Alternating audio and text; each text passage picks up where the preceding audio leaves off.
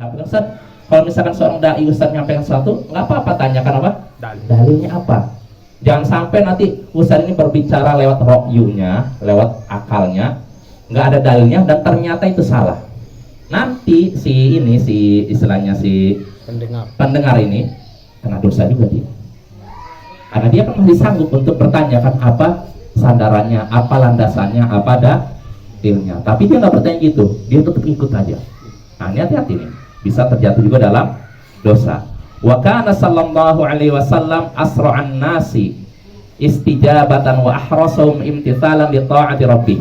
Dan Nabi sallallahu alaihi wasallam adalah orang yang paling cepat dalam memenuhi perintah Allah tadi dan paling semangat dalam menunaikan dalam menaati Tuhannya. Jadi Nabi ini adalah orang paling cepat dalam memenuhi perintah Allah tadi. Perintah untuk apa?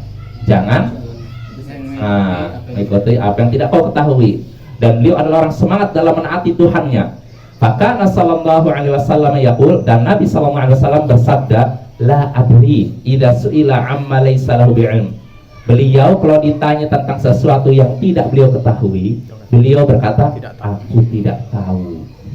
Ini sudah dibahas oleh Syekh di hadis hadis ke-22. Nah, kita singgung kan masalah itu ya. Ada yang Rasulullah ditanya orang Yahudi itu yang wahyunya turun lama itu. Ya itu ya, itu teguran pada Nabi. Ya makanya artinya itu adab kalau kita ditanya tentang suatu masalah yang kita tidak ketahui, jawabnya tidak tahu. Allahu a'lam. Dan ketika kita jawab tidak tahu, tidak akan menjatuhkan harga diri kita. Ini siapa saja, termasuk ustadzkah, daikah, ulama. Dan saya perhatikan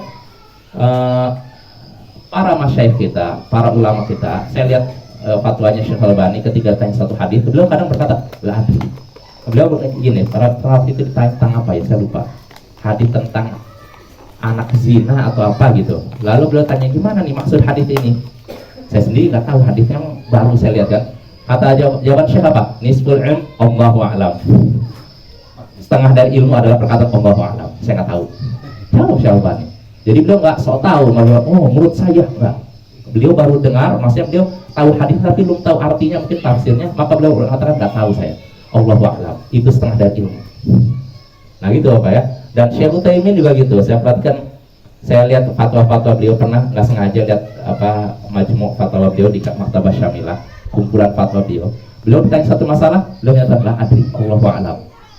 Nah, gak gengsi para ulama menjawab dengan aku tidak tahu, Allahu a'lam. Maka ini juga yang hendaknya kita tiru. Kalau kita memang tidak tahu suatu masalah, bilang saja tidak tahu. Ya, dan itu insya Allah nggak akan menjatuhkan martabat